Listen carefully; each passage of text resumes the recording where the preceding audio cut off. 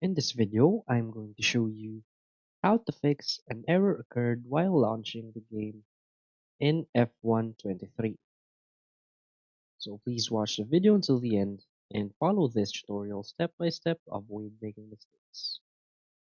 So let's get started.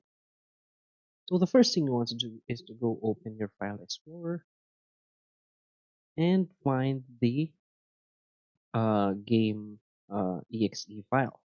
So for example, this is the F1 exe file. So what you want to do is to right click on it, click Properties, go to Compatibility, and make sure to check this Run this program as an administrator.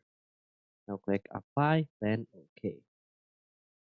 Now the next thing you want to do is not run the game through EA, but to simply run it from the File Explorer. So what you want to do is just right click and click on Run as Administrator, and I hope that fixes your launching error problem. So that's it. So if you find this video helpful, please hit like and subscribe. Thanks.